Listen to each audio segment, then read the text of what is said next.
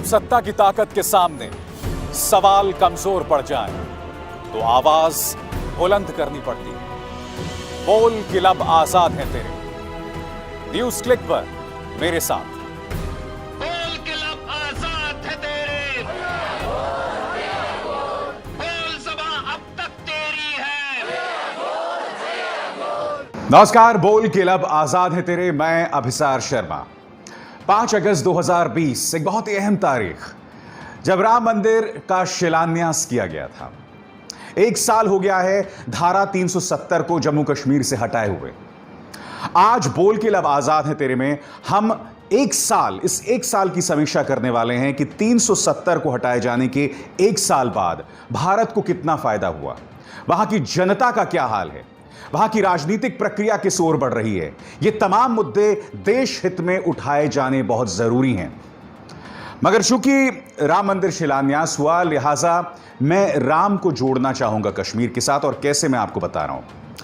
मगर सबसे पहले मैं आपको एक वीडियो दिखाना चाहता हूं।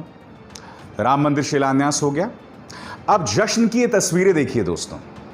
यहां देखिए, कोरोना वायरस को लेकर कुछ नियम कानून हैं, कुछ सावधानी बरतनी चाहिए, इस सब को ताक पर रख दिया गया है। यहां पर देखिए, ये साधु, ये राम भक्त जो हैं जश्न मना रहे हैं, और किसी को परवाह नहीं है कि आप इस तरह से कोरोना वायरस कोविड-19 को लेकर जो डूज एंड डोंट्स हैं, यानी कि जो करना चाहिए नहीं करना चाहिए, उसकी अनदेखी करके आप अपनी जान किस तरह से जोखिम में डाल रहे हैं। मैं नहीं भूला हूं दोस्तों, जब तबलीग जमात का समारोह हुआ था निजामुद्दीन में, तब उस एक समारोह को लेकर देश में मुस्लिम समुदाय को बॉयकॉट करने तक की मांग कर डाली थी, और इसमें एक अहम किरदार निभाया था हमारे मुख्यधारा के न्यूज चैनल्स ने। मैं इन दोनों की तुलना नहीं करना चाहूंगा, मगर आज ये राम भक्त अपनी ही जान जोखिम में डाल रहे हैं। और बात यहां नहीं रुकती, एक और तस्वीर मैं आपको दिखाता हूं, क्योंकि देखिए, हम धर्म के मामले में बहुत संवेदनशील हैं।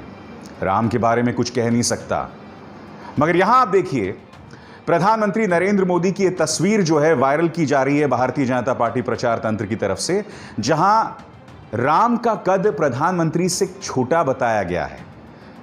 राम की उंगली पकड़कर प्रधानमंत्री उन्हें मंदिर की तरफ ले जा रहे हैं।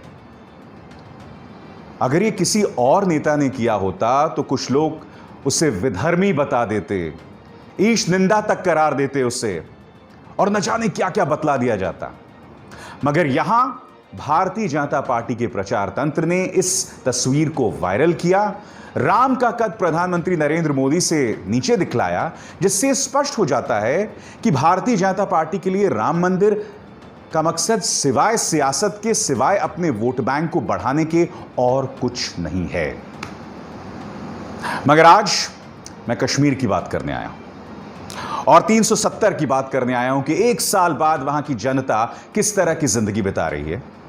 उसके लिए मैं आपको बतलाना चाहूंगा कि गतिविधियां बहुत तेज हैं। लेफ्टिनेंट गवर्नर जीसी मुर्मू को उनके पद से हटाया जा चुका है, और यह शख्स जो आपके स्क्रीन पर है, Manoj Sinha, farmer railway minister, Ghazipur से पूर्व सांसद, वो अब एलजी बनाए गए हैं। यानी कि एक राजनीतिक नियुक्ति, यानी कि केंद्र सरकार अब चाहती है कि वहां की राजनीतिक प्रक्रिया शुरू हो जाए।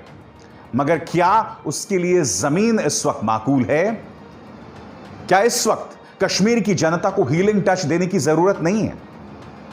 मैंने कार्यक्रम की शुरुआत में कहा कि मैं राम को कश्मीर से जोड़ना चाहूंगा, और मैं क्यों कह रहा हूं, उसके लिए आपको यह राम धुनी सुननी होगी, एक कश्मीरी की आवाज में। अब कश्मीरी कौन है आप खुद देख लीजिए।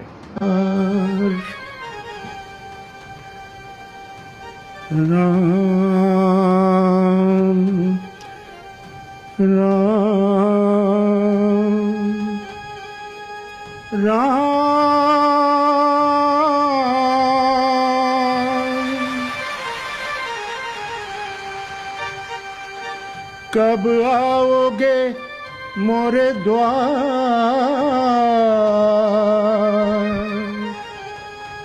मोरे द्वार। गली गली ढूंढा, गली गली ढूंढा, नहीं मिले मोहे राम मोहे श्याम मोहे श्याम। मुरली मनोहर कित गए मोरे श्याम मोरे श्याम मोरे राम। कब आओगे मोरी गली मेरे राम मोरे राम। जी हाँ, फारूक अब्दुल्ला। और फारूक अब्दुल्ला को आपने इससे पहले माता के जयकारे लगाते हुए सुना है, रामधुनी तो गा ही रहे हैं, भजन गाते सुना है, यानी कि मुख्यधारा का एक राजनेता। मगर हमने क्या किया था आज से 1 साल पहले? इन चेहरों पर गौर कीजिए। फारूक अब्दुल्ला, उनके बेटे उमर अब्दुल्ला, पीडीपी की नेता महबूबा मुफ्ती, शाह फैसल, सज्जाद लोन। या तो इन्हें पब्लिक सेफ्टी एक्ट के अंतर्गत नजरबंद कर दिया गया या कुछ लोगों को गिरफ्तार कर लिया गया। और ये तमाम वो लोग हैं जो मुख्यधारा के राजनेता हैं। ये वो तमाम लोग हैं जो कश्मीर की जनता को भारत में विश्वास करने की सलाह देते रहते हैं, जिन्होंने इससे पहले यह सलाह दी कि आओ चुनावों में शरीक हो, यानी कि भारतीय लोकतंत्र का जश्न मनाओ। मगर इन्हें नजरबंद कर दिया गया। और बात यहां नहीं रुकती है। यह वीडियो देखिए, इसमें आप देख सकते हैं कि किस तरह से सुरक्षा कर्मी जो हैं वो कटीले तार लगा रहे हैं। कुछ इसी तरह का मंजर रहा होगा जब कई राजनेता फारूक अब्दुल्ला के घर की तरफ बढ़े होंगे। मकसद यह था कि राजनीतिक प्रक्रिया को कैसे फिर से शुरू किया जाए उस पर चर्चा हो, मगर उन्हें रोक दिया गया। और इस बात की तस्दीक 2 लोग कर रहे हैं। यूसुफ तारिगामी जो कि सीपीएम के नेता हैं, उन्होंने ये ट्वीट की है। उन्होंने खुद इस बात की तस्दीक की है कि हम फारूक अब्दुल्ला साहब से मिलने जा रहे थे और मकसद ये था कि ये बात की जाए कि अब पॉलिटिकल प्रोसेस को कैसे शुरू किया जाए, मगर रोक दिया गया था। और वही बात की तस्दीक उमर अब्दुल्ला ने भी इस ट्वीट के जरिए की है। मैं ये समझना चाहता हूं, एक तरफ तो मनोज सिन्हा साहब को अपॉइंट किया जा रहा है बतौर एलजी, मगर दूसरी तरफ वहां के राजनीतिक दल जब मिलना चाहें तो उन्हें इस तरह से रोक दिया जाएगा। आज की तारीख में कश्मीर को जरूरत है हीलिंग टच की, कश्मीर को जरूरत है मुख्यधारा में फिर से शरीक होने की, मगर हम क्या कर रहे हैं? हम वहां के राजनेताओं को जो प्रो इंडिया लॉबी है उन्हें रोक रहे हैं काम करने से। और यह तस्वीर, यह वीडियो हमें सालों तक सालता रहेगा। सैफुद्दीन सोज के बारे में सरकार ने सुप्रीम कोर्ट के सामने गलत बयानी की थी। मैं झूठ कहना चाहता हूं, मगर झूठ एक बहुत ही कड़ा शब्द है। जी हां, यह कहा गया था जब सैफुद्दीन सोज की पत्नी ने यह कहा था कि मेरे पति नजरबंद हैं, उन्हें रिहा किया जाए, तो सरकार ने गलत बयानी की कि नहीं है साहब, वो कोई नजरबंद नहीं है, कोई डिटेंशन में नहीं है, ऑल इज वेल। अब ये वीडियो देखिए, यहां पर सैफुद्दीन सोज बात कर रहे हैं और फिर किस तरह से सुरक्षा बल आके उन्हें रोक देते हैं। देखिए ये वीडियो। आपको बाहर जाना अलाउड है? नहीं, सुप्रीम कोर्ट के सामने गवर्नमेंट ने कहा I am a free person, लेकिन यहाँ ये लोग नहीं मानते हैं। ये कहते हैं ऊपर से ऑर्डर है, अब मैं उसका क्या कर सकता हूँ? ये आप देखते हैं शहरी आज़ादी को क्या हो गया। I have decided to go to the court और whatever it is worth. Supreme court के सामने झूठ बोला जाता है, इसको आप तो हाईलाइट कर ही सकते हैं कि सुप्रीम कोर्ट के सामने इस गवर्नमेंट ने उस गवर्नमेंट ने कहा कि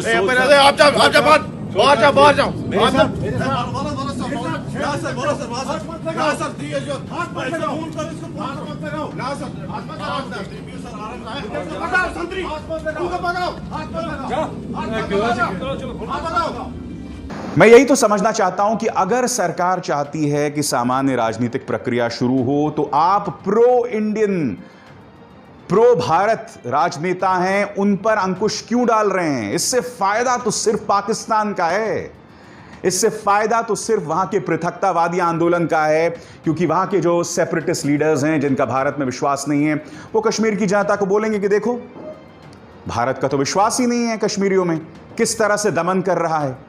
तो मैं इस समझने का प्रयास कर रहा हूं कि जब फारूक अब्दुल्ला से ये लोग मिलने जा रहे थे तो आपने उन्हें रोका क्यों? बात यहां नहीं रुकती है। यहां देखिए, भारतीय जनता पार्टी के जो नेता हैं वो लोग जश्न मना रहे हैं 1 साल पूरा होने को, 370 हटाए जाने के 1 साल पूरा होने को। मैं ये समझना चाहता हूं इन नेताओं से, तुम जश्न किस बात का मना रहे हो? गुर्बत का जश्न मना रहे हो? बेबसी का जश्न मना रहे हो? क्योंकि कश्मीर की जनता जो है वो मुख्यधारा से लगातार दूर होती जा रही है, और इस कार्यक्रम में मैं अभी आपके सामने उसके प्रमाण पेश करने वाला हूं। जी हां, और किस तरह से मीडिया जो है वो दिल्ली से उसे लाया जाता है और ये बताया जाता है ऑल इज वेल। अब ये मोहतरमा टाइम्स ऑफ इंडिया में काम करती हैं, कह रही हैं सब कुछ सही है, और फिर खुद कुछ पत्रकारों ने उन्हें एक्सपोज किया। ये तस्वीरें देखिए आपके सामने, 2-3 तस्वीरें मैं आपको दिखा रहा हूं। यहां पर देखिए किस तरह से सड़कें खाली हैं, दुकानें बंद हैं। मैं आपसे बोलना चाहता हूं, भारत की जो ताकत रही है ना पाकिस्तान की तुलना में, कि हम पूरी तरह से पारदर्शी रहे। इंटरनेशनल कम्युनिटी ने भारत के पक्ष को हमेशा सही पक्ष इसलिए माना क्योंकि हम ट्रांसपेरेंट रहे हैं, पारदर्शी रहे हैं। मगर अब मीडिया आकर ही झूठ बोलता है कश्मीर के बारे में। इससे भारत का हित कतई नहीं हो सकता है। आप ये ना भूलें, जब 2002-3 में कश्मीर का जब चुनाव कराया गया था, वो इतना बड़ा मौका था, कितनी बड़ी तादाद में कश्मीरी शरीक हुए थे चुनावों में। तब दुनिया भर का मीडिया उस वक्त वहां आया था। मैं आपको बताना चाहूंगा, मैं बीबीसी में था, बीबीसी लंदन से आए थे हम लोग उस कवरेज को करने, और हमने देखा था पूरी प्रक्रिया कितनी पारदर्शी थी। और क्या आप जानते हैं कि उस वक्त देश के प्रधानमंत्री कौन थे? ये शख्स अटल बिहारी वाजपेयी। अटल जी को इस बात का डर नहीं था कि अगर मैं वहां चुनाव कराऊंगा तो कुछ जो छुपी हुई बातें वो सामने उभर कर आएंगी। नहीं, उन्होंने पूरी आजादी दी तमाम न्यूज चैनल्स को। आप जहां जाना चाहते हैं आप जाएं। मैं आपको बता सकता हूं, मैं अपने साथ अपने ब्रिटिश प्रोड्यूसर के साथ अनंतनाग गया, पुलवामा गया, न जाने किस किस जगह पर गया, जो बहुत ही ज्यादा संवेदनशील इलाके हैं। शरारे शरीफ तक गया मैं, मुझे किसी ने नहीं रोका, जबकि मैं बीबीसी में था। मेरे साथ एक गोरा ब्रिटिश प्रोड्यूसर था, उसे भी किसी ने नहीं रोका। और फिर उसी शख्स ने कश्मीर को हीलिंग टच दिया। आज मैं समझने का प्रयास कर रहा हूं कि आपने चलिए मनोज सिन्हा को अपॉइंट कर दिया एलजी, मगर मैं ये उम्मीद करता हूं कि समानांतर तौर पर आप कश्मीर की जनता की समस्याओं का समाधान भी करेंगे भारत के हित में। क्योंकि हो क्या रहा है, देखिए, आप लोग पीडीपी के साथ सरकार बनाते हैं, 3 साल तक सरकार चलाते हैं, और फिर उस आम को चूस कर कचरे के डिब्बे में डाल देते हैं आप, जब आपको लगता है कि उसका फायदा नहीं मिल रहा है। और फिर कश्मीर का फायदा लगातार उत्तर प्रदेश, बिहार, मध्य प्रदेश में अपनी सियासत को साधने के लिए करते रहते हैं, और इसका नुकसान भारत को होता है। मैं चाहूंगा कि आप इस पीडीपी नेता का यह बयान सुने। आज कश्मीर में बात करना एक गुनाह हो गया है, उसको लेकर लोगों के अंदर डर है। क्यों? आखिर क्यों? यह सवाल आपको पूछना चाहिए। क्या कह रहे हैं आप खुद सुनिए। You see sadness all over Kashmir. There's no celebration. There's nothing happening actually. People are silent. And there's a constant state of mourning that people are yet to recover that this has happened to us. So there is huge anxiety, there is huge anger also and silence in Kashmir.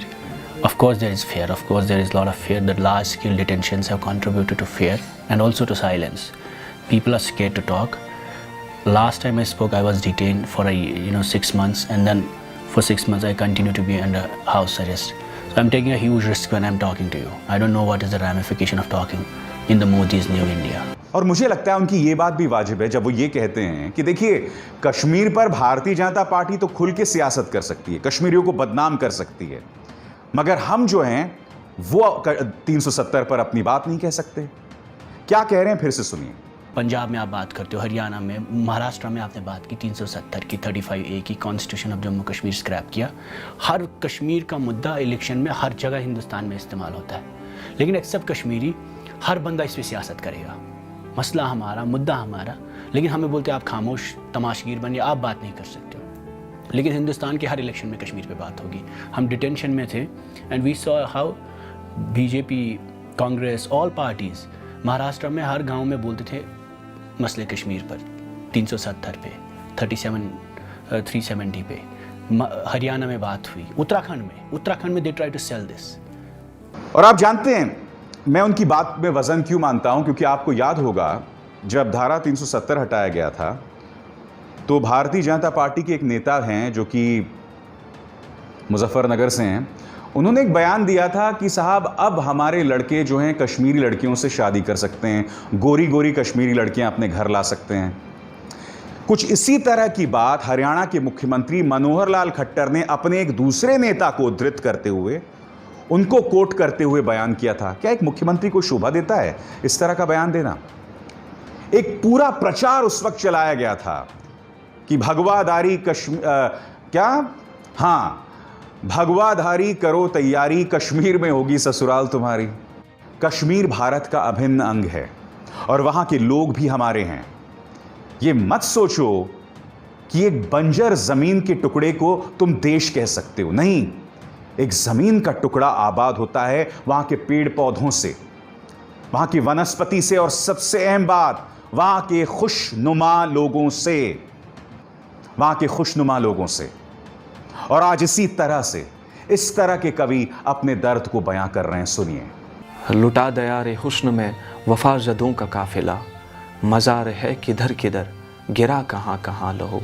गिरा है जिस भी खाक पे कयामतें उठाएगा, ये सुर्ख सुर्ख गर्म गर्म ताज़ा नौजवान लहो। गवाह खुद ज़माना है किताब पाक है दलील, बराह हक बहे अगर न जाए रायगा लहो। आप जानते हैं जब से धारा 370 वहां से हटी है उसके पिछले 1 साल में कश्मीर को कम से कम 40,000 करोड़ का नुकसान हुआ है। कैसे उभरेगा कश्मीर इससे? यह सवाल उठाया जाना बहुत जरूरी है, क्योंकि देखिए जब तक आप आम कश्मीरी को मुख्यधारा में शामिल नहीं करेंगे, जब तक उसे नौकरी नहीं देंगे, जब तक उसको रोजी रोटी नहीं देंगे, तो उसका ध्यान फिर विघटनकारी चीजों की तरफ बढ़ेगा, भारत विरोधी चीजों की तरफ बढ़ेगा, और यह भारत के लिए बिल्कुल भी सही नहीं है। अब मैं आपको कहानी सुनाना चाहता हूं 2 भाइयों की। ये 2 भाई देख भी नहीं सकते हैं। पिछला 1 साल इनके लिए किसी नर्क से कम नहीं रहा है। सुनिए, देखिए।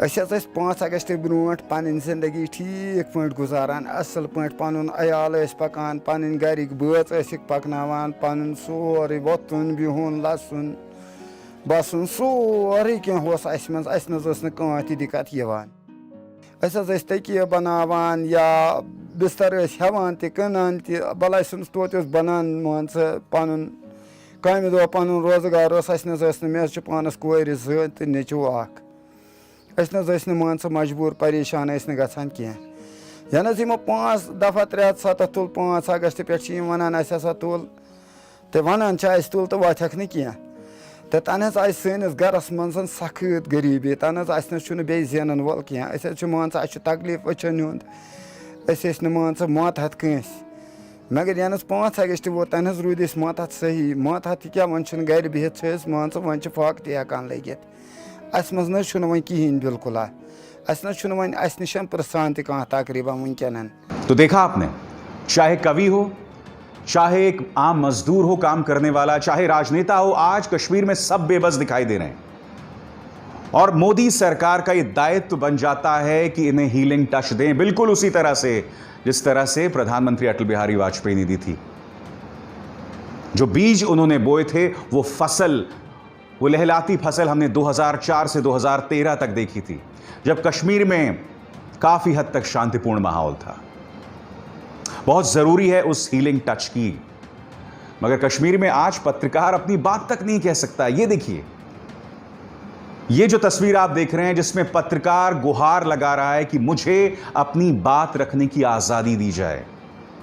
जिंदगियां उनकी बर्बाद हो चुकी हैं, एडिटोरियल्स तक वो नहीं छाप पा रहे हैं, हकीकत तक नहीं रख पा रहे हैं। मैंने आपको कार्यक्रम की शुरुआत में बताया कि 2002 में जब चुनाव हुए थे उस वक्त अटल जी ने पूरी आजादी दे दी थी इंटरनेशनल मीडिया को भी कि आप जाओ, रिपोर्टिंग करो, जो मर्जी दिखाना करो, और वो एक बहुत ही संवेदनशील माहौल था। आपको याद है पार्लियामेंट में अटैक हुआ था और उसके बाद यह घटनाक्रम होता है, मगर बावजूद इसके किसी तरह का अंकुश नहीं लगाया गया था। तो अब यह अंकुश क्यों लगाया जा रहा है? और क्या आपको लगता है पिछले 1 साल से भारत की साख बढ़ी है? आपके स्क्रीन पर इस वक्त यूएस फॉरेन रिलेशंस कमेटी यानी कि अमेरिकी विदेश मंत्रालय का एक विभाग वो क्या कह रहा है कि भारत और अमेरिका के संबंध सही दिशा की ओर जा रहे हैं, मगर पिछले 1 साल में धारा 370 हटाए जाने के बाद माहौल चिंताजनक है। आज मैं आपसे पूछना चाहता हूं, यह बयान जो है वो कश्मीर का अंतर्राष्ट्रीयकरण है या नहीं है? बात बात पे ये शख्स अमेरिका के राष्ट्रपति डोनाल्ड ट्रंप बात बात पर ये कहते हैं कि मैं मध्यस्थता करना चाहता हूं, भारत और पाकिस्तान के बीच में मीडिएट करना चाहता हूं। जो काम पिछले 70 सालों में नहीं हुआ वो पिछले 1 साल में हो गया। कश्मीर का इंटरनेशनलाइजेशन, क्या यह भारत के हित में है? दोस्तों, आज जो मैंने आपको इस कार्यक्रम में बातें रखी ना, वो बिल्कुल तर्कों पर आधारित थी, भारत के नजरिए से थी, भारत के हित से थी। मैं बार बार लोगों से कहता रहता हूं, देखिए, ये मत सोचिए कि कश्मीर के नाम पर आप मध्य प्रदेश, बिहार, यूपी तमाम जगहों पर सियासत खेल लेंगे तो उससे कश्मीर का भला हो जाएगा। नहीं, कश्मीर जितना ज्यादा ज्वलंत, जितना ज्यादा अराजक, जितनी ज्यादा वहां शांति रहेगी, उतना ही नुकसान भारत को होता रहेगा। हमारा अंतर्राष्ट्रीय साख पे पाकिस्तान को उसका फायदा मिलेगा। तो मेरी आप सबसे अपील कि 1 साल हो गया है, इस देश की जनता होने के नाते संवेदनशील रहिए कश्मीरी हितों की, वहां की आवाम, वहां की जनता को लेकर, और इस पूरी पॉलिटिकल प्रोसेस को लेकर केंद्र सरकार भी बहुत संजीदा रवैया अख्तियार करे। यही सही मायने में राष्ट्रभक्त होना है, देशभक्त होना है। अभिसार शर्मा को दीजिए इजाजत। नमस्कार।